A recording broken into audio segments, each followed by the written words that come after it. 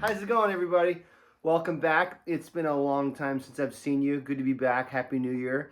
As you probably have noticed, that was my interpretation or me attempting to play the great Red House by Jimi Hendrix. Most of you have probably heard that. If you haven't, shame on you. You should know Jimi Hendrix, one of the great heroes of all time. I wanted to do today's lesson for, I would say, intermediate folks, those of you who play blues and blues soloing and blues rock and all that kind of stuff. I just wanted to take a little bit of time and talk about my kind of like quick little analysis of that solo. That was the intro for the studio version of Red House. There's many different versions of Red House, but that's like the studio one that I think was on the British pressing of Are You Experience? Anyway, he does a great job of blending different kinds of scales in this solo. I have a lesson where I talk about this. If you look at one of my earlier videos, I think it's called using scale mixtures in blues soloing. That's kind of what I'm going to do with this one too. In that last video, I used Clapton's Crossroads, another classic solo. But this time I wanted to use the Red House solo because he does a lot of the same things, okay? So I'm not going to necessarily teach you the solo lick by lick because I'm sure there's 1,000 videos that already teach you how to do that on YouTube. I'm just going to play the licks kind of slowly, but I want to kind of play the scales that the licks come from just to show you what Hendrix is doing. Now, just to let you know, you probably know this already, but Hendrix was a self-taught player. He probably did know a lot of different blues scale forms, but he's not thinking of this as he's playing. So I just want you to know that I'm not pretending to, know what Hendrix was thinking when he was playing this. But analyzation is what you do like after the fact. That's what you do after somebody has played something. Then you analyze it, okay? Hendrix was undoubtedly just playing what he was hearing in his head, which is what we all need to be doing when we play. But we're just going to analyze briefly what he was doing in this particular solo. So in the beginning, he's just arpeggiating a B7 chord. Oh, by the way, I'm playing this in B7. Sorry, not B7, but B in general, B blues. I'm tuned down a half step, so sometimes when I play this, I'll be tuned in regular tuning and then I'll play it in B flat, but I feel like tuning down to play Hendrix. Anyway, starts on a B7 chord and he's arpeggiating the chord and shaking the chord a little bit, okay? Not much going on here, just... Okay,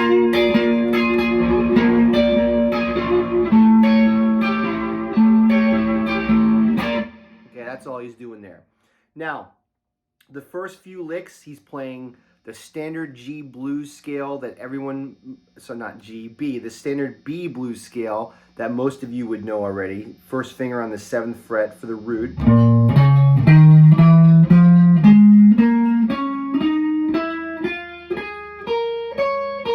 Okay, so he starts off with his first few licks where I'll play it slowly.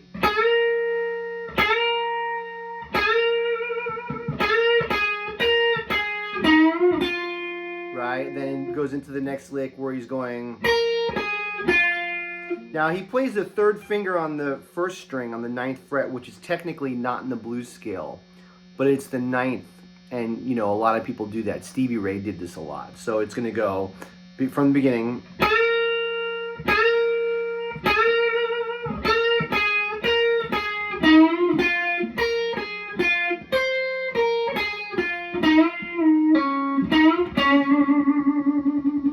So that's a very popular blues lick used by everybody, especially Stevie Ray. So up to tempo.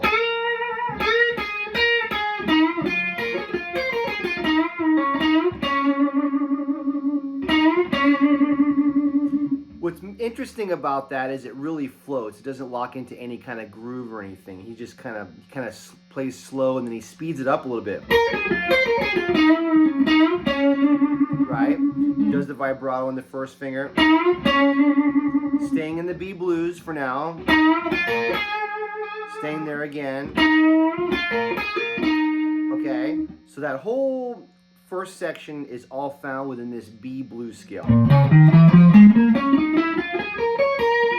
Now the next thing he does is he starts incorporating the B major pentatonic scale. So this is something that I talked about in my other video that blues players do all the time. They go back and forth between a minor pentatonic, which is the blues scale, and a major pentatonic. So it's really weird because the blues really, breaks the rules in that it straddles the line between major and minor. And B major and B minor are not related. It's not like a relative minor type of thing.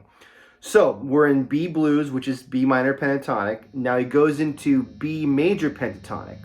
And the form he's using for that is this.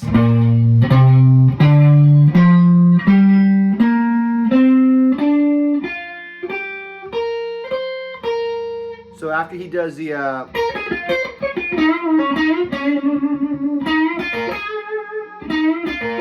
then he does this. And then back into the blues. So this is major pentatonic. Okay. Now what he's really doing there is he's playing part of the B major triad since we're in the key of B. So he's doing. Then he goes back to the blues scale. But then he goes to the major third of the chord, which is from the major pentatonic.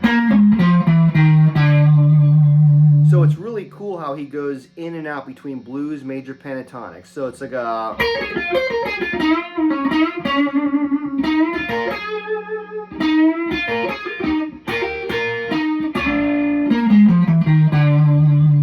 Very hip, goes back and forth. Now, the next lick that he plays is all B major pentatonic, okay? But what he's doing for this one is he's doing kind of a stretch form of the major pentatonic, where the first one that I played for you was like this.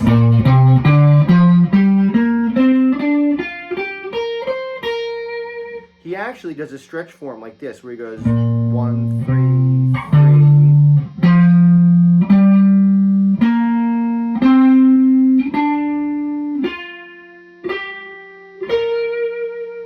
So when most people play major pentatonics, I always tell this to my students, they usually don't do this. They usually go, right? So 1, 3, 7, 9, 11, 9, 11, 9, 11, 13, 11, 13, 12. So here's what we got so far. So he did this last lick. Then he does this thing where he goes. So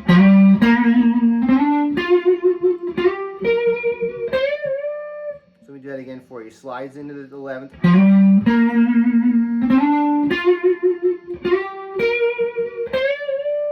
Okay, you could slow it down if you want to learn this lick by lick or learn somebody else's version, but I wanted to get into the what and the why. Okay, so major pentatonic. Whoops. Then he does it again, but stays in the major pentatonic.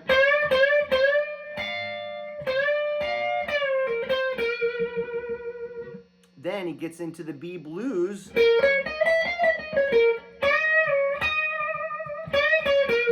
So major pentatonic into blues.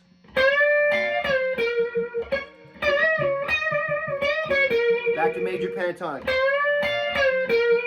So it's really cool.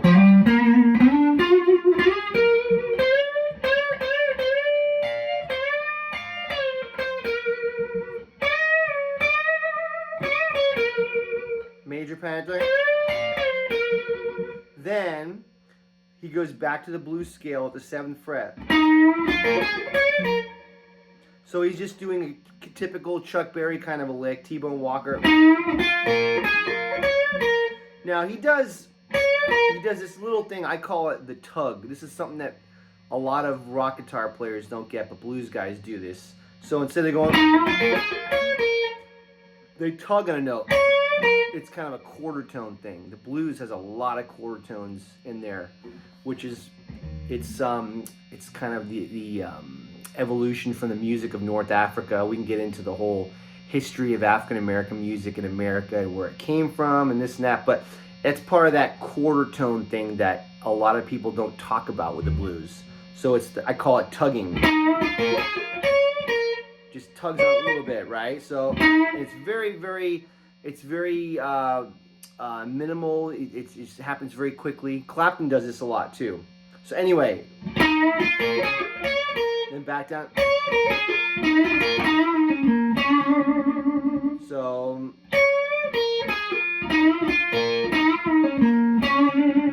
I might be off by a couple notes in that phrase because he kind of plays it quickly, and I may have missed a couple notes, but it doesn't matter because this is not about teaching you the exact solo. It's about teaching you the concepts of the solo. So all blues there. And then he does a little build up within the blues scale, and he ends on the 5 chord, which is where the progression is at that time.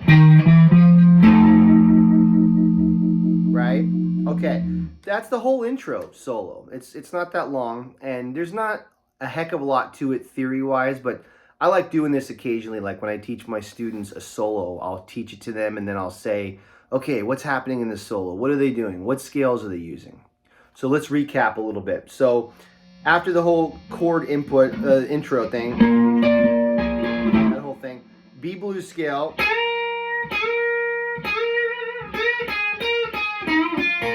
with a 9th, right?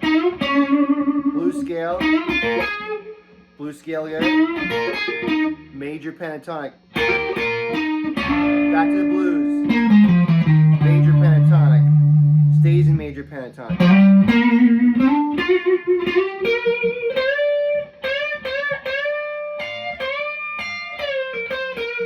Blues.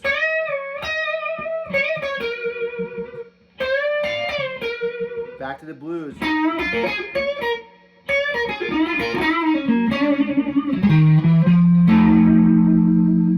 That's it. Hope you enjoyed the video. Hopefully I'll be coming to you more often. Happy New Year. Hope you had good holidays. If you liked the video, hit the subscribe button, hit the like button, tell your friends. I need more subscribers. If you're interested in private lessons, hit me up. I've gotten a couple students from my channel, and it's been working out great. I got some wonderful students out of it. So if you want, hit me up. I'd love to work with you. Have a great time, great night, and we'll see you soon. Thanks.